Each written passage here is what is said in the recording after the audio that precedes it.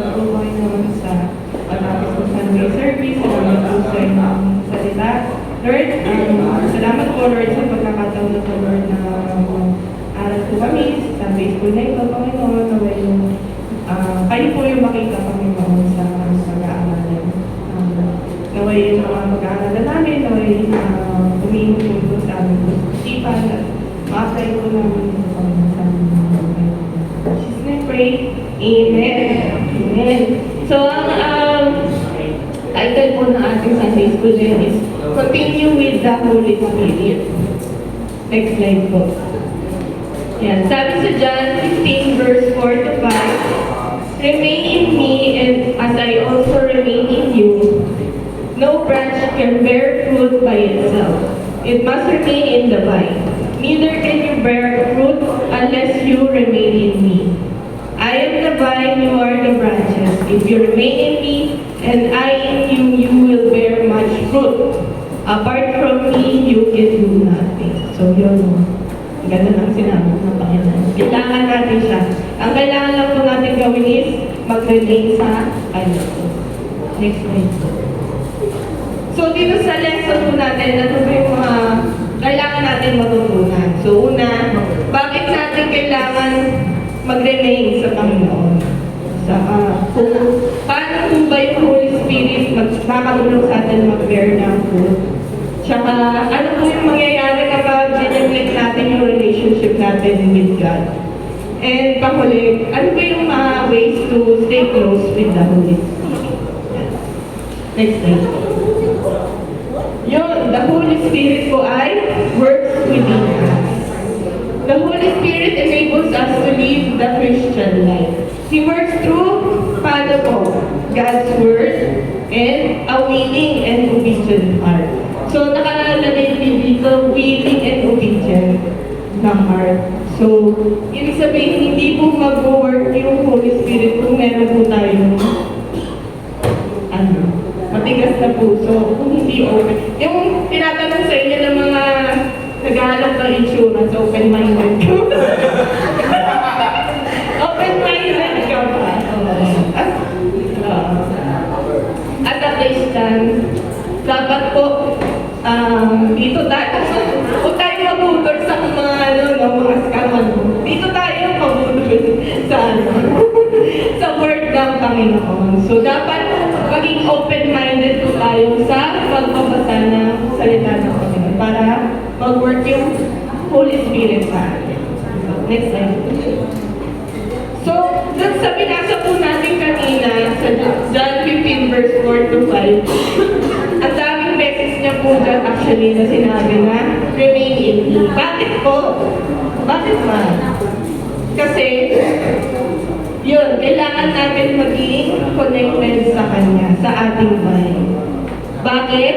Kasi, kailangan natin si Lord kasi kung wala si Lord, hindi tayo na mag-bear ng fruit. So, paano ka magbubunga kung wala yung branch? Hawak mo dapat. Hawak ka ni Lord dapat. So, wala kang spiritual fruit and wala kang lakas kapag malayo ka sa Panginoon. Next week. So, dito po, sino po ba yung vine and sino yung branches? So, kanina, sabi niya po, ang vine sino? Si Jesus. Sino yung branches? Tayo, believers. So, when connected po tayo sa Panginoon, ano po yung mabibigay, ano po yung mangyayari sa atin? Mabibigyan tayo ng buhay. Buhay na walang hanggan, sa walang hanggan, yung eternal life. Pangalawa, yung kalakasan na nagmumula lang sa Panginoon. Pangatlo, yung growth natin as a Christian. Mahirap po talagang lumago pag malayo ka sa Panginoon. Kahit ano pa, kahit sabihin mo ba na, ay, lagi naman ako nagpa-Bible study, ay, lagi naman ako nag-attend na. Katulad nga ng preaching ko ni F, no? Kahit nasabihin mo na laki kang pupunta, ma-attend, minsan parang pakitang tao. Pero ang totoo, pagka hindi wala kang personal relationship sa Panginoon, okay. Yun, alalahanin yung ating vibe. Lagi tayo makiconnect sa kanya, parang Bluetooth lang. Connected and successful. Oo. Self-relay. Sumunod, fruit. So, yun nga, hindi ka po tayo magbubunga. At magbubunga tayo, connected tayo sa Panginoon. So, when disconnected, magkakaroon tayo weakness, dryness. Sino yung nag-i-skincare? Di ba? Moisturize tama. Moisturizer. Yes. So, kung nasa Lord ka, moisturize ka. Glowy ang skin ko. Totoo yun. Oo, actually po totoo talaga yun. Kapag ka nasa Panginoon ka, tanda ko po nung college ako, mga kaibigan ko. Lagi silang stress mo nito. Sa kulanala lang. Tapos nasaya-saya ko lang. Natanong nila ako, parang lagi ka nalang ganyan. Masaya ka. Tapos kami stress na stress dito. Sabi ko, kasi meron ako sa word. So sabi din sa John 15 verse 5, apart from me, you can do nothing. So thank you Lord, no? Si Lord nagsabi niyan, no? Kasi kung ako, baka iba yung pagkakasabi ko eh. Apart from me, you can do nothing. Or di kaya baka sabi ko, apart from me, you can do nothing. Diba? Pero yung sinabi ni Lord yan, may love eh. May love siya sa atin eh.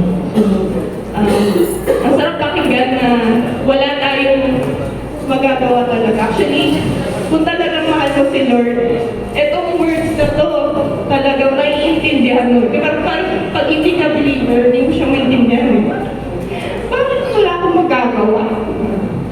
Yun nga po yung nakaka-lungkot po sa TikTok na papanood ko yung mga ibang vlogger na sinasabi ng iba na, bakit nagtitake you ka kay Lord? Eh, ginawa mo naman yan. Kaya ikaw naman ang nag-ano.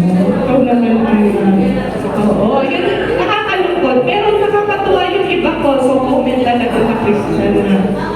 Kasi sa kanya lahat galing yan eh. Kung wala kami noon, wala tayo. So, tama talaga.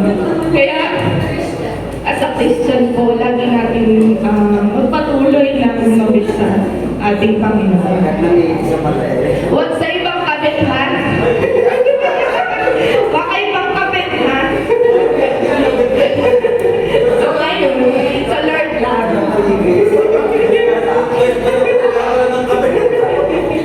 Okay po. Ayun po. Ayun lang po tayo short video po.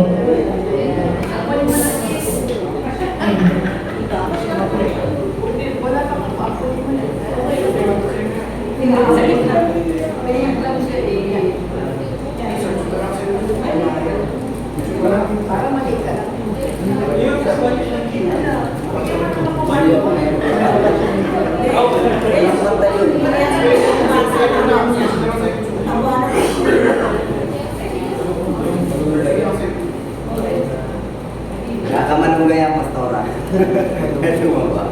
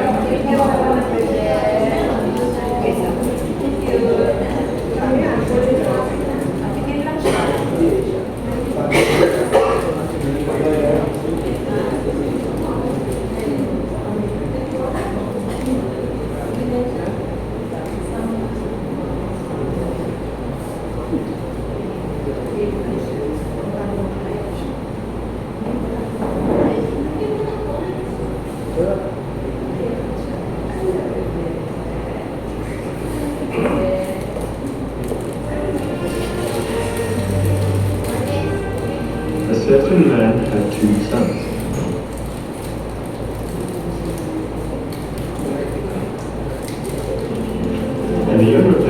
his father, "Father, give me the portion of goods that falleth to me." And he divided unto them his living.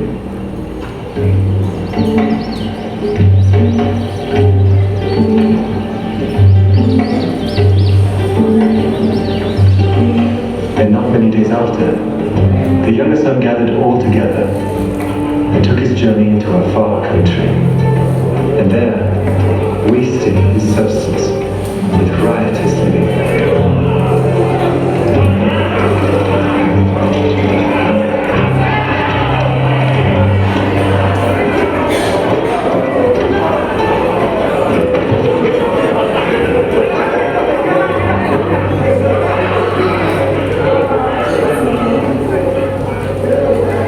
And when he had spent all, there arose a mighty famine in that land, and he began to be in want.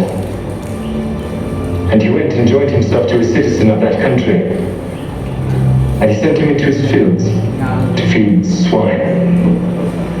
And he would fain have filled his belly with the husks that the swine did eat, and no man gave to him.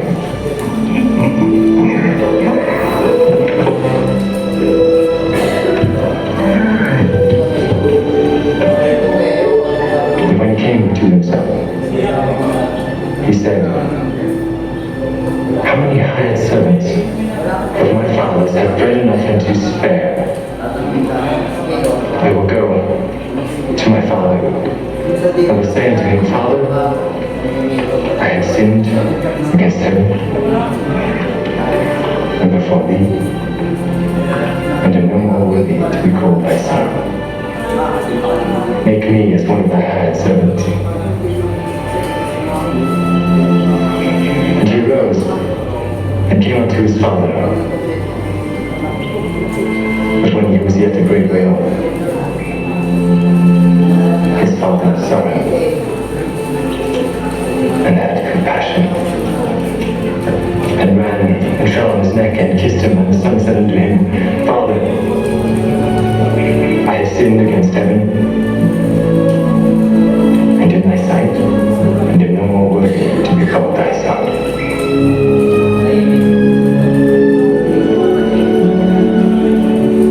But the father said to his servants, "Bring forth the best robe and put it on him. Put a ring on his hand and shoes on his feet. And bring hither the fatted calf and kill it, and let us eat and be merry. For this my son was dead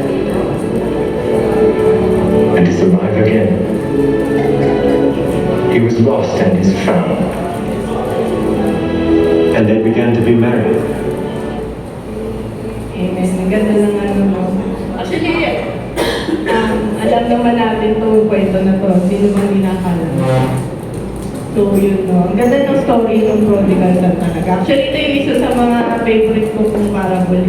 Na pinapakita nung kung gaano tayo kamahal ng Panginoon. Ito, baby. Ay, nakikinig. So, yun po. Minsan naiiyak ako pagka pinapanood ko yung mga ganyan. Kasi niisip ko, pagka si Lord, niisip ko pag si Lord ang nagsasabi sa akin ito. Diba, pag si Lord yung kausap mo, sabihin niya sa'yo na, mahal kita, anak, kahit anong magkatawa mo dati. Diba, sobrang nakaka-iyak sa tuwa na, na, ay, mahal pa pala ako ng Lord. Anak pala niya ako. So, dun po sa prodigal son, ano yung natutunan natin?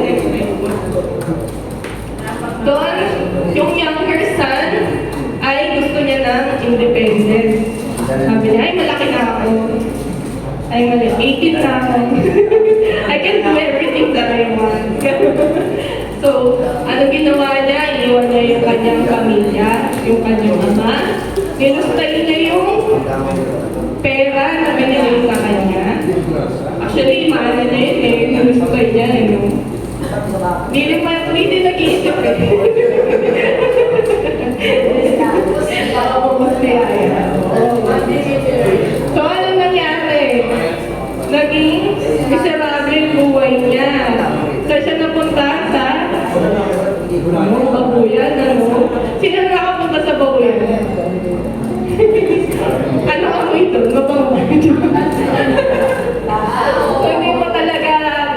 lang talaga, totoo yun.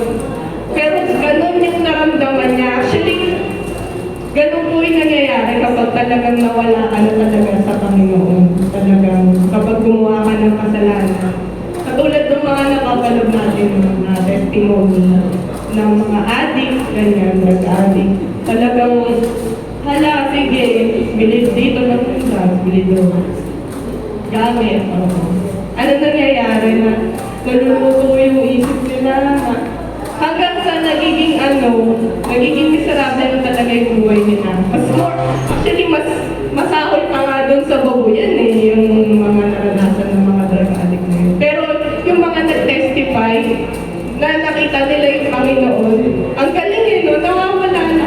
Talagang kapag nasa Panginoon ka, nawawash away talaga yung sins na kahit na alam mo na nagawa mo yun, kahit na meron pang, kumbaga sa sarili mo, parang meron malat na or lamat na naalala mo na gumawa ka ng kasalanan. Pero yung pag si Lord yung nakikita mo, talagang wala, malinis. Nililinis ka na ng Panginoon. So yun. At ang nangyari, makakabalik ka saan? Sa presensya ng Panginoon, sa bahay ni Lord. Di sa bahay ni Kuya, bahay ni So, anong lesson po?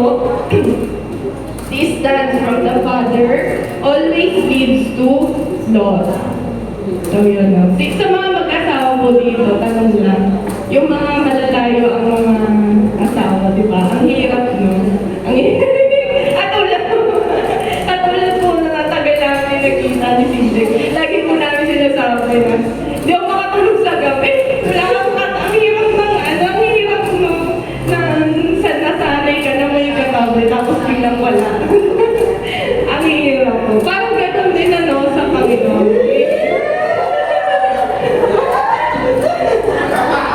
Nansya lang po yan.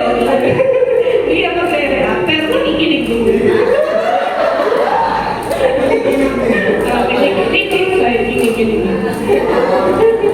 So yun po, katulad sa ating Panginoon, kapag ka talaga malayo ka sa Panginoon, ang daming mawawala ngayon.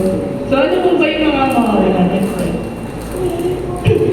So hindi niya po na-lose yung identity niya sa saan. So lagi natin tatandaan na as Christian, hindi mawawala yung pagiging a child of God natin. Pero ano yung mawawala kapag lumayo ka sa Panginoon po? Una, fellowship. So, mawawala ka ng fellowship ng joy. Yan, yung mga depressed dyan. Mawawala ang joy talaga pagka mawala ka sa provision. Talagang totoo po yan, no? Talagang may times talaga na pag malayo ka sa Lord. Tsaka lalo pagka tinitipid mo yung times mo. Alert ito muna. Talagang, bitin na bitin talaga yung sahod mo. Laging isipin na, ay, bakit gano'n? Lagi ka lang wala. Tapos naalala ko minsan, ay, oo nga pala, na happy ko. Pero mga nakaraan, talagang pinadrive ko to talaga na buuin talaga yung time. Ay, kita mo talaga, magugulat ka eh. Kapag binigyan mo yung tithes mo sa Panginoon na masobra pa, talagang magugulat ka na may dadating na biyaya. Grabe, sobrang patotoo ko din po. Sunod po ay kapayapaan. So wala po tayong ibang mapaghuhugutan ng kapayapaan, kundi ang Panginoon lang totoo po yun. So, kapag ang tao kasi kinukuhaan natin ng kapayapaan, may times na katulad ako sa asawa ko na hingi ng kapayapaan. Makakakuha ka.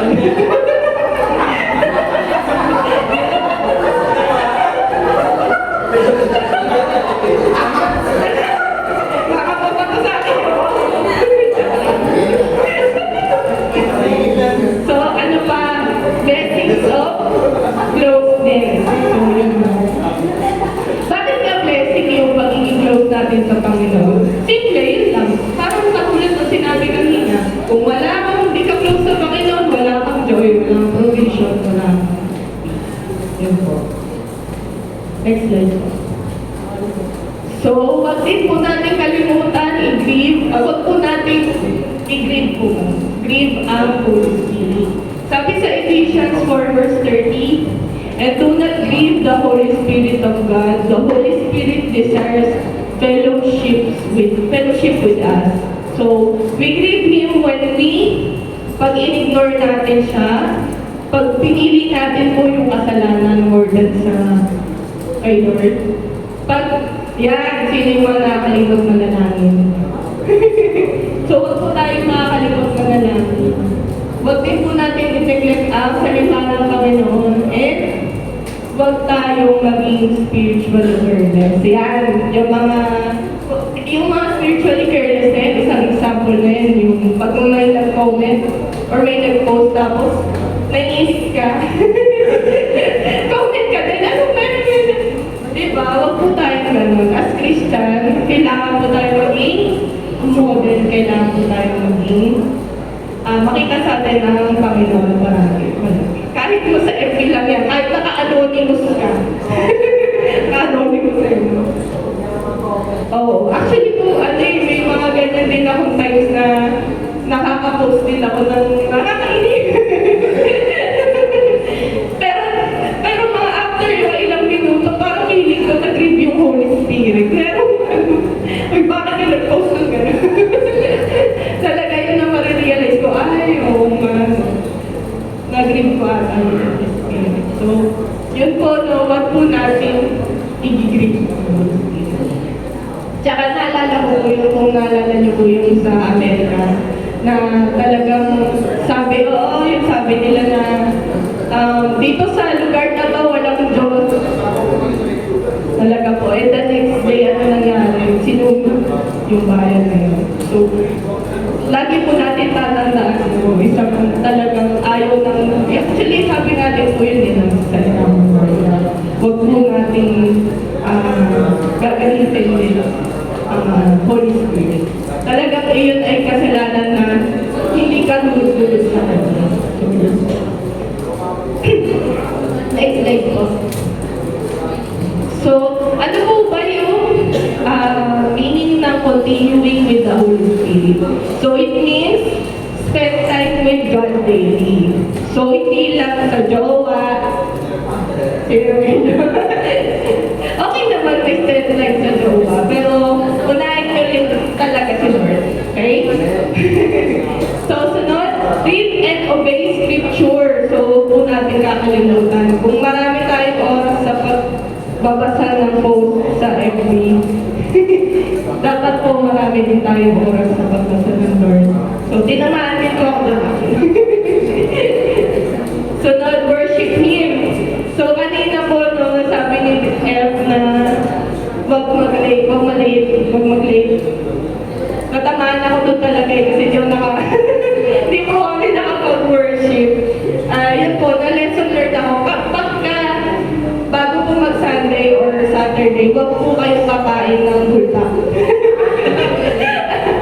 Wag po kayong kakain ng kung ano, talagang malilate kayo sa church. Mas maganda diet kayo. Saturday na ayun po. Sorry, Lord. Tapos, follow His leading and walk with Him every day. So, yun, parang sa atin po, sabi sa, sa internet na kapag nag-walk tayo every day, maganda po yun sa ating kalusugan talaga. So, ang dami ko na benefits po. Ganun din po sa Panginoon, kapag lalakad po tayo kasama Lord every day, talagang ma-achieve natin po ang blessings ng Panginoon. Hindi man material blessings, lahat ng kind of blessings. Relationship is more important than routine. So, ulitin po natin yung sinabi kanina na wag kayong pakitang tao lang. Wag yung, talaga yung medyo talagang nakakatama din yung preaching ni testimony na.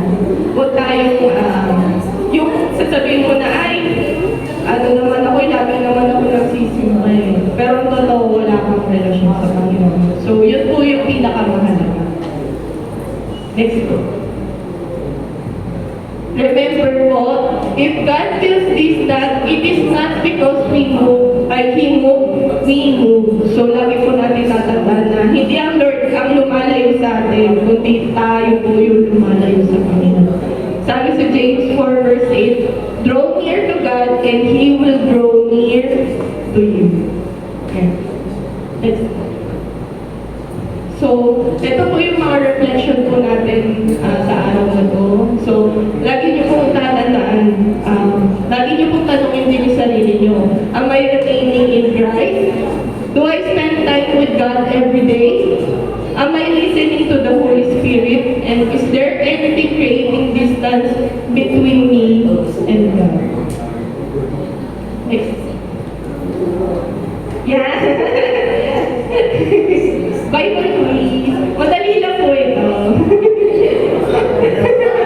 Madali lang po. So, anyone po can answer. Ano ba yung mga natutunan natin? Baka po nakikinig lang. Baka pakitang tao lang. Ayan. Alam mo dito. So, ano ba yung mga natutunan natin? Next. So, yan. Instructions. Listen carefully as the question and all the answer choices are read aloud. So, sabihin ko muna yung question, bawal po tumasagat ng kamay. Tapos, pag natapos ng lahat, yung unang tao nakataas ng kamay, siya po yung tatawagin ko po answer. So, meron po tayong konting prize. Okay na ba? Ready na tayo? Madali lang ito Okay po. Question number 1. In which book, chapter, and verses did Jesus say, I am the vine and you are the branches? A. John 15 verse 4 to 5. B. John 3:16. C. Genesis 1 verse 3. Si Angelo nakita ko. Okay, Angelo. A daw, A. One guys.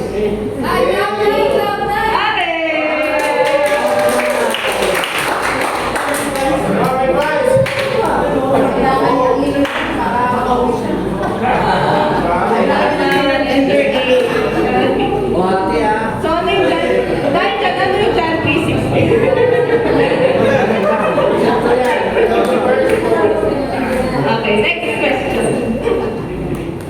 According to Jesus, who is the vine and who are the branches? A. Vine disciples, branches believers. B. Vine Jesus, branches believers. C. Vine believers, branches other people.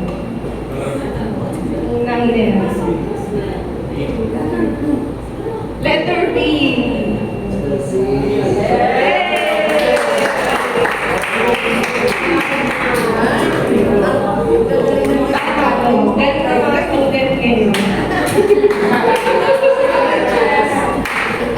Next question.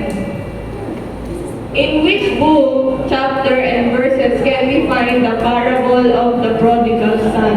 A. Luke 13 verse 10 to 20. B. Revelation 12 verse 1 to 25. C. Luke 15 11 to 31. Teacher Winnie. Letter C. C. C nga ba ang tawag sa'yo? Yay! Naman! Kita!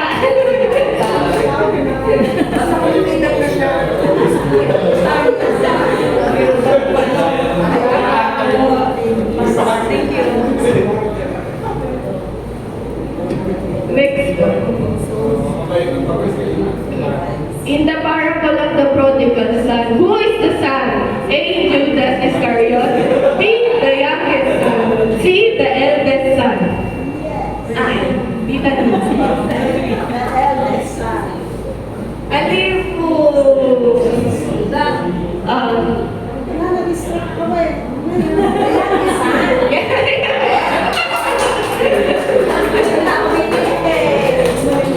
Sorry po.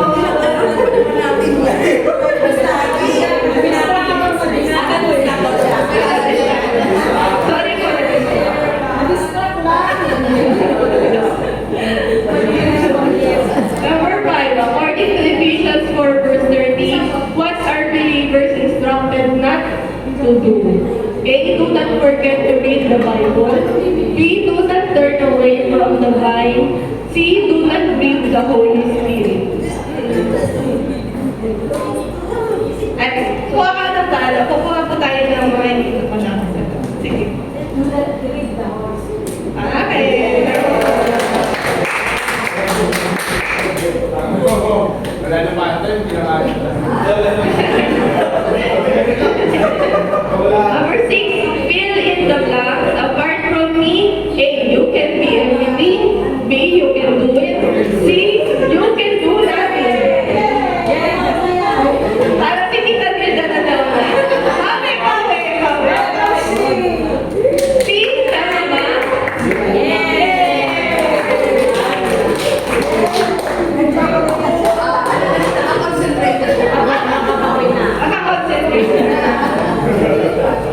Next question.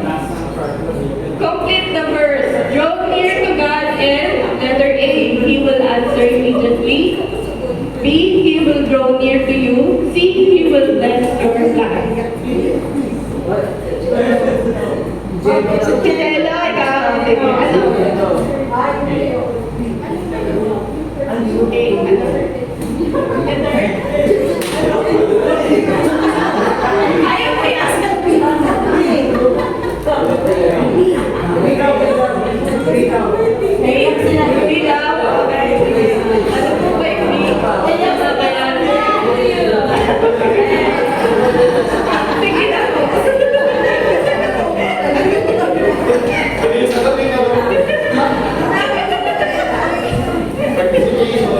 Participation reward. Bonus question. What is the meaning of LSCBC? Letter A. Livingstone Christian Bible Church. B. Living Saints Christian Baptist Church. C. Livingstone Christian Baptist Church. Nakasagot na po ba kayo na?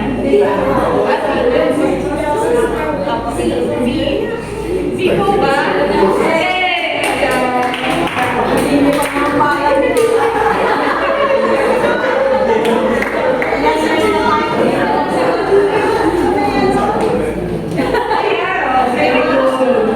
Hindi pa naman yung nakita yun. Yun lang po. Thank you. And God bless you.